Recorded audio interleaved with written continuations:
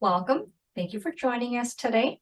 My name is Amy Sam. I am the Health Education Project Specialist at the Maxwell and Eleanor Blum Patient Family Learning Center at Mass General. Before we get started, I just want to go over a few items with you all. Please note that today's session is being recorded for educational purposes. If you're interested in viewing the recording, you may visit the Blum Center website at massgeneral.org/Blum-Center. Please note that you are in listen-only mode. Everyone has been muted so we can hear our guest speaker today. If you have any questions for our guest speaker, you may use the chat feature, which is located at the bottom of your screen. We'll have time for in the end. Only Blum Center staff and our guest speaker will see your questions. Please do not share any personal medical information or questions in the chat. If you have a personal medical question, please ask your doctor. Lastly, at the end of today's session, you'll be directed to a brief survey, which we'd like to ask you to help us complete. Your feedback is important to us as we plan future programs. All right, so next, I would like to introduce you all to today's guest speaker. Joining us today, we have Dr. Linda Hemphill. Dr. Hemphill is the director of the LDL apheresis unit at Mass General. She received her MD from Boston University School of Medicine and completed her cardiology fellowship at St. Elizabeth's Hospital in Boston. Dr. Hemphill has been involved in clinical trials of medications to lower cholesterol for over 40 years. She joins us today to give a talk on high cholesterol. So please join me in welcoming Dr. Hemphill.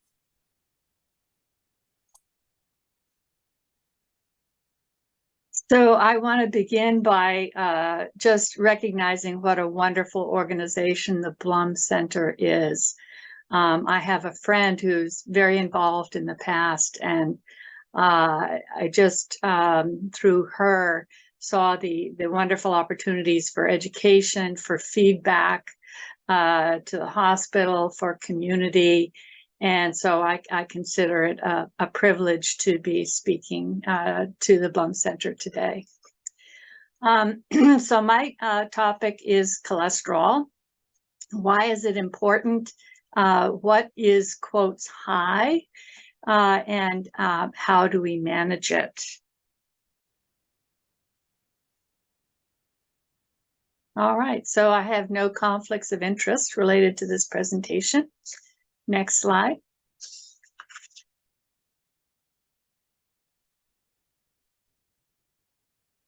So this is the presentation overview. First of all, what is the role of cholesterol in heart attacks, strokes, and something called PAD or peripheral arterial disease? That's limitation of blood flow to the legs or to a leg. Secondly, I'll talk about what is high cholesterol. How do we define high cholesterol? And then how do we manage cholesterol and the risk for heart attacks, strokes, and peripheral arterial disease. Next.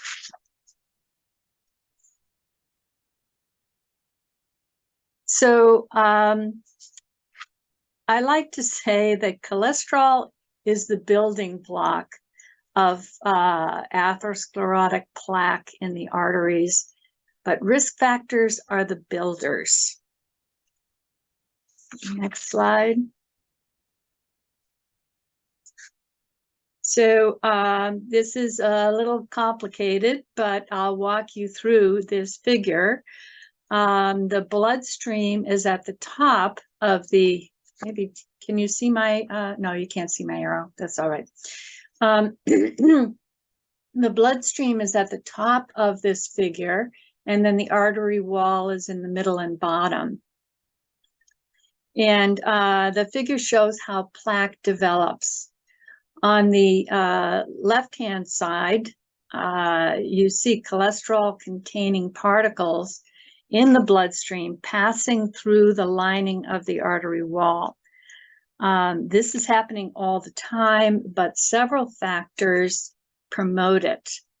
Higher cholesterol, obviously, will promote this process, but also risk factors. High blood pressure and diabetes make the vessel wall more vulnerable to the entry of cholesterol particles and to the capture of cholesterol particles in the artery wall.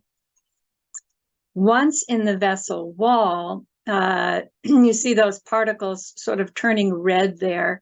They become oxidized. Basically, they become rancid, and they are very pro-inflammatory. White blood cells, these are pictured sort of in the center of the figure, enter the artery wall from the bloodstream, trying to clean things up. But in fact, they become engorged, and that's the white blood cell with the lipid particles in it. It's called a macrophage at that point.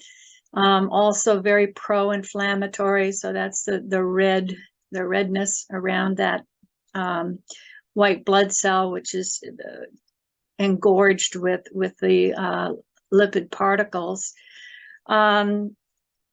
And basically these white blood cells, which entered the artery wall to sort of clean things up, actually end up dying. And over on the right side of the slide, you see it's a very inflammatory sort of grumous mass of lipid. And this is how plaque grows. Next slide. This is actually an electron micrograph of white blood cells entering the artery wall during the process of plaque development. Next slide. This schematic shows the gradual growth of plaque over decades, beginning in early life, actually. A representation of plaque rupture, which is the triggering event of a heart attack, is shown on the far right. Next slide. So plaque can cause symptoms in 3 major vascular beds by restricting blood flow or totally blocking blood flow. So in the heart, restricted blood flow causes angina, while total blockage is the cause of heart attacks. In the legs, restricted blood flow can cause a symptom called claudication, which is essentially angina in the leg. So pain or discomfort occurs in a leg muscle with walking and is relieved by rest. Finally, plaque buildup in the carotid arteries in the neck can lead to stroke. Next slide. So that is the role of cholesterol in heart attack, stroke, and peripheral arterial disease. So how do we define high cholesterol? What is high cholesterol? Next slide.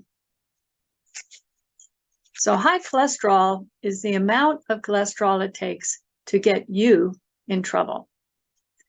Over the years, various guidelines tried to say that, well, an LDL cholesterol under 130 is normal, or an LDL under 100 is normal. But in fact, high cholesterol is the amount it takes to get you in trouble, and it may be less than those numbers. So next slide. So on this graph, there is a horizontal dotted line, which denotes the onset of clinical atherosclerotic disease. That's heart attack, stroke, or peripheral arterial disease. Age is along the bottom.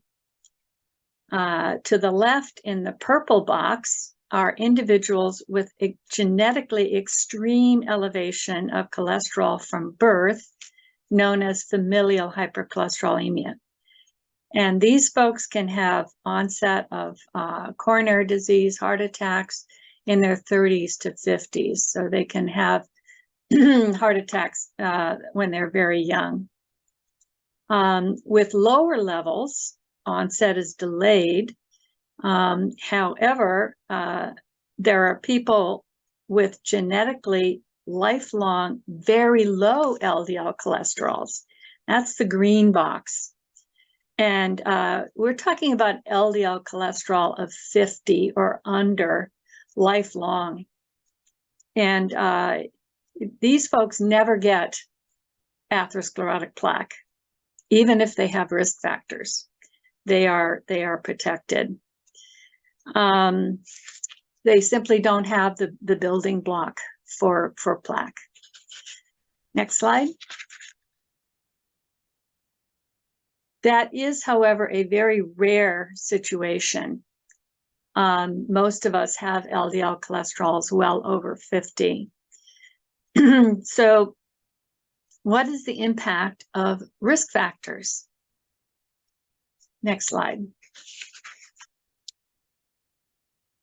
A potent risk factor, smoking, for instance, can shift a person with, quotes, moderate cholesterol to the left with onset of clinical coronary disease or atherosclerotic disease younger than would be expected based on their only moderate elevation of cholesterol.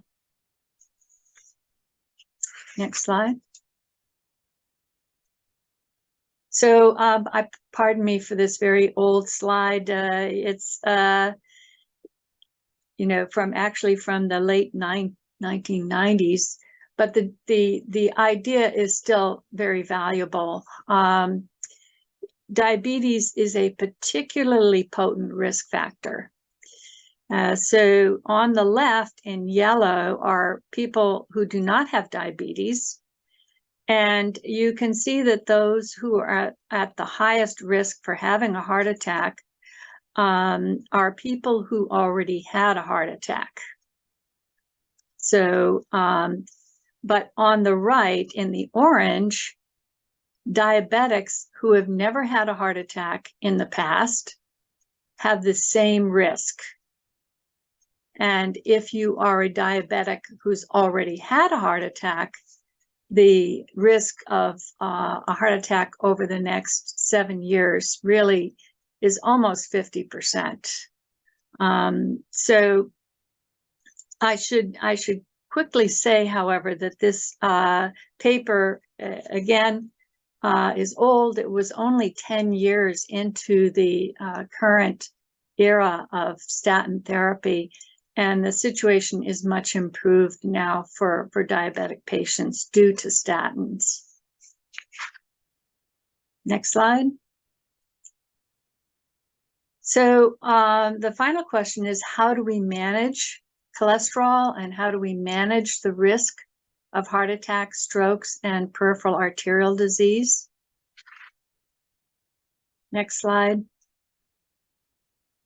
I'll begin by saying there are 3 categories of prevention of atherosclerotic cardiovascular disease. In childhood and the very young, when there's no plaque yet, we try to prevent the development of risk factors by encouraging non-smoking, maintenance of ideal body weight to prevent onset of diabetes, and to promote a healthy diet to keep the cholesterol levels down. As we age, there's likely to be some minor plaque somewhere in the arterial system, but it's subclinical. And the goal is to prevent a first heart attack or stroke. And this is called primary prevention. And finally, secondary prevention is the effort to prevent recurrent events. So I'm going to restrict the rest of my talk to this discussion of primary prevention and the role of lifestyle and statin medications. Next slide. So back to this slide, cholesterol is the building block, risk factors are the builders. Next slide. The first line of defense against both. So that's the same primordial prevention. Oh, there we go. So the first line of defense against both cholesterol and risk factors is lifestyle. So with regard to cholesterol, follow a heart-healthy diet, restrict high-fat meats, eat fish twice a week, preferably, or more, use 1% or non-fat milk products, avoid deep fat fried foods, read food labels and keep saturated fat under 2.5 grams per serving. Consume 4 to 5 servings of fruit and vegetables, and consume whole grains. Next slide. So risk factors, obviously, smoking, don't smoke. Fortunately, the prevalence of smoking has declined dramatically in the US over the past 50 years. And the good news is that quitting provides benefit in terms of heart disease in just 1 year, and by 10 years, it's as if you had never smoked with regard to coronary disease. Next slide. So regarding diabetes, maintaining ideal body weight can help to prevent the onset of diabetes. If overweight, the risk of diabetes is cut 5% by every pound you lose. And a 10-pound weight loss cuts the risk of becoming diabetic by 50%. Next slide. Hypertension, high blood pressure. Get your blood pressure checked. Truly normal blood pressure is under 120/80. Hypertension is 140/90. Watch salt intake. Maintain ideal body weight, exercise, and take medication as per your primary care physician. So next slide. What about statins in primary prevention?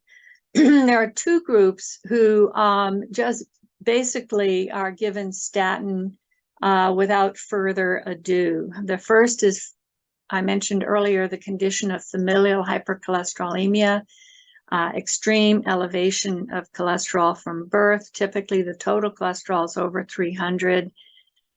Depending upon how high the cholesterol is, statins may actually be started as early as age 8 in the heterozygous form, and even earlier in the homozygous form.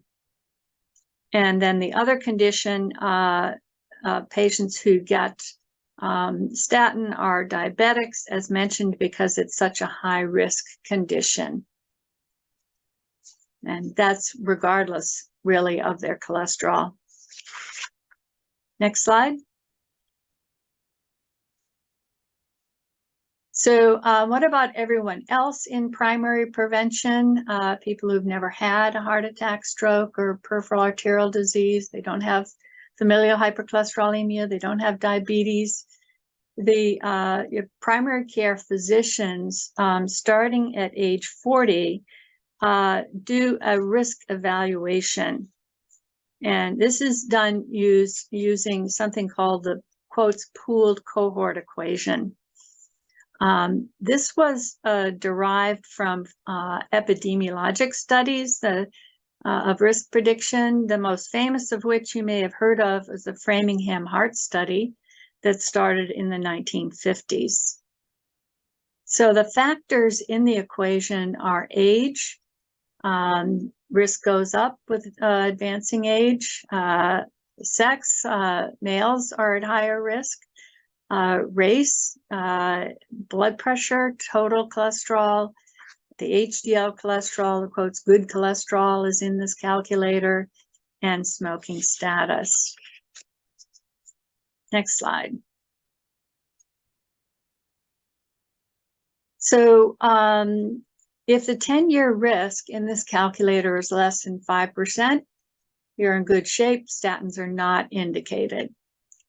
5 to 7.5 is considered borderline. There are some cases where statin may be recommended. 7.5 to under 20, just 19.9% 10-year risk is considered intermediate, and the benefit of statin outweighs any downside in this category. Finally, if the risk is over 20%, basically that is equivalent to secondary prevention risk.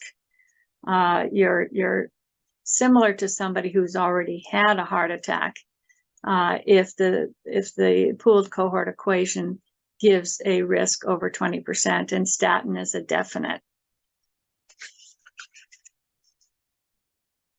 Next slide. So a word on family history. If one of your parents or a sibling had early heart disease, and that's defined as before 55 in men or before 65 in women, your risk of heart disease doubles. So the cause of their early heart disease may or may not be clear. You know, maybe a parent had diabetes.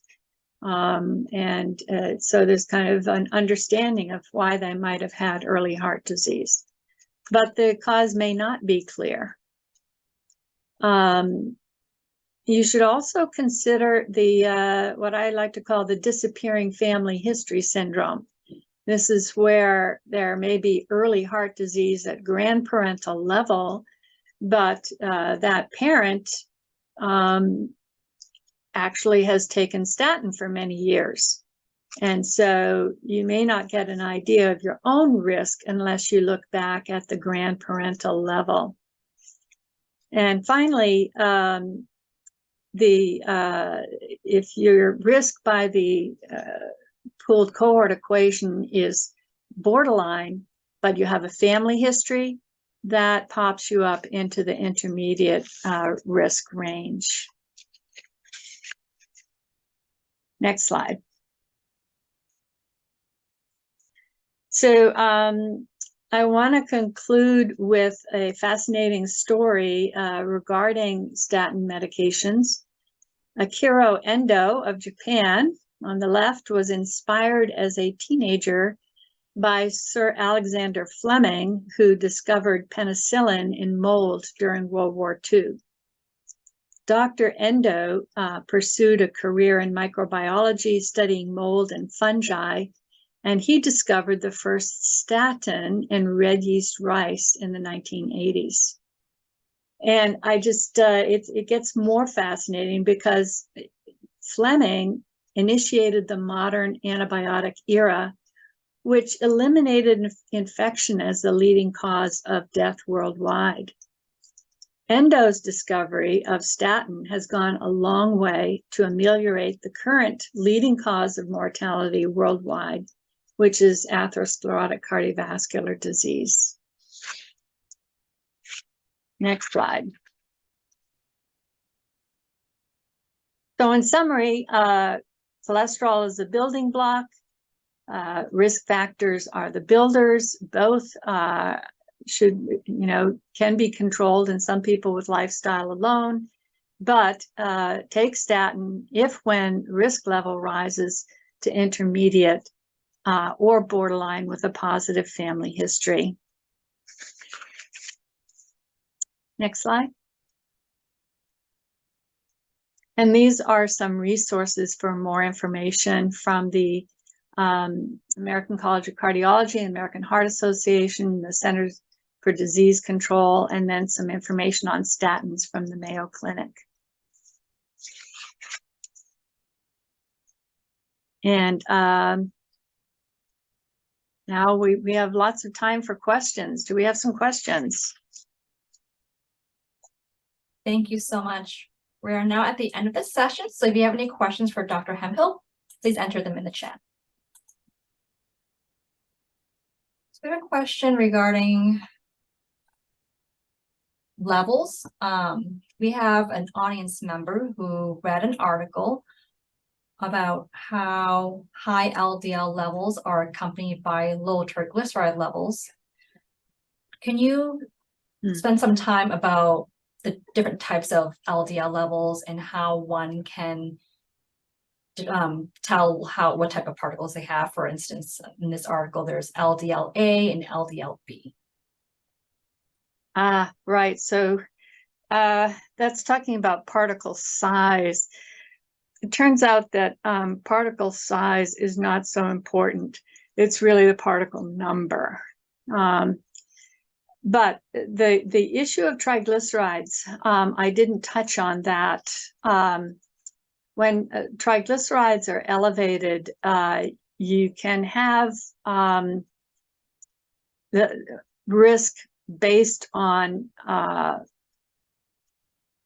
the triglyceride-rich particles, in addition to sort of the pure LDL particles. And a simple way to get at that risk is to take the total cholesterol and subtract the HDL, which is the good, and everything else is bad. And that number, which has, the name non-HDL, basically is typically 30 points higher than the LDL. So if you want an LDL under 100, then you want a non-HDL under 130. So, yeah. Thank you. Do you have any recommendations on what alternatives are available to statins when someone can't take statins? So, unfortunately, currently, there aren't a lot of options for primary prevention. Secondary prevention, there are the injectable medications, the PCSK9 inhibitors. There are now 3 ways to inhibit PCSK9 and lower LDL. There are the monoclonal antibodies, that's Praluent and Repatha, and there's what's called a small interfering RNA, and that's inclisiran, or Leqvio is the brand name. But those are limited to, secondary prevention, people who have already had heart attacks and strokes. So, and it's my hope is that over time, more medications will be developed for the primary prevention patient. The Nexletol, generic name bempedoic acid, currently has the indication only for secondary prevention, but they did do a trial with a large number of primary prevention patients. And I'm thinking that they will ask the FDA to get the indication for primary prevention. So everyone's aware of the fact that our options for primary prevention are currently limited, but working on it. Thank you. You talked a little bit about diet earlier on. What are particular foods one should avoid if they have high cholesterol? So anything that's high in saturated fat, if you read the nutrition label and it's more than 2.5 grams in the portion you're going to eat, if you're going to eat twice the portion, you have to multiply by 2. That will capture, there are things like coconut oil and palm oil getting into foods. And but don't worry about reading all the fine print of the ingredients, because you can tell by the saturated fat content in the nutrition part of the label. Thank you. We have someone who considers himself fairly healthy. They exercise, have a considerably good diet, but still has high cholesterol. Are there any other things they can work on before considering medications? So already a healthy diet, weight, and exercise, but their risk is intermediate. If there's a question, if the primary care is saying, the benefit of statins outweigh your risk because you're intermediate, but you feel like, well, I'm really doing everything right, and it's mainly my older age that's contributing to the increased risk in the calculator. You can ask your primary care to do a coronary calcium. So actually at the end of my talk, after the last slide, I do have some discussion of the use of a coronary calcium. You want to advance to that? Sure, let me try to find that.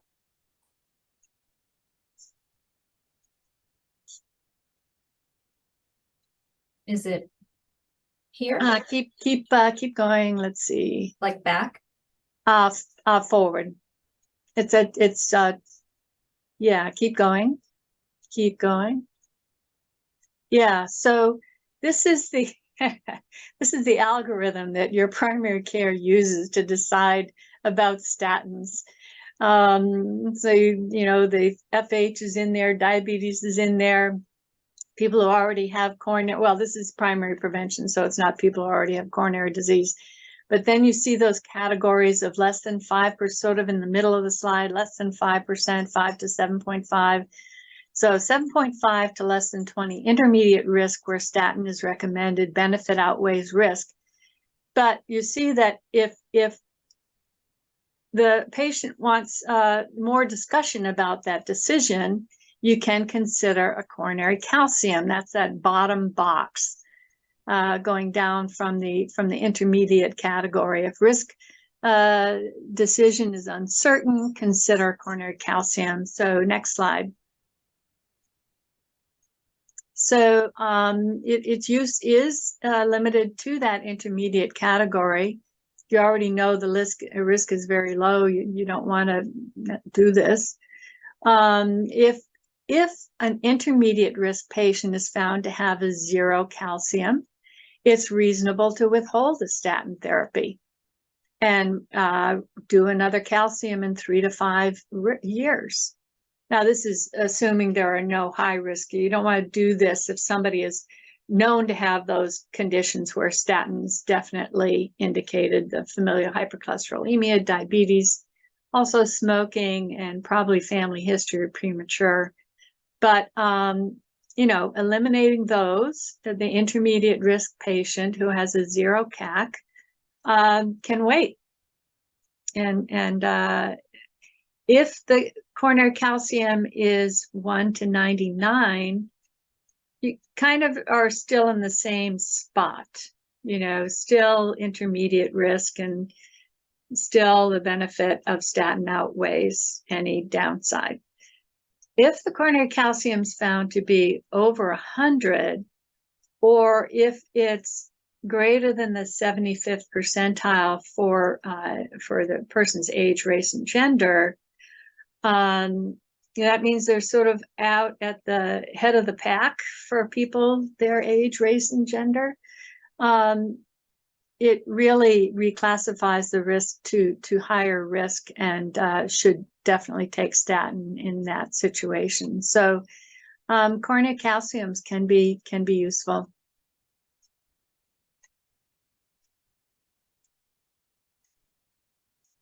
Thank you. Can sleep affect one's cholesterol? If yes, how so?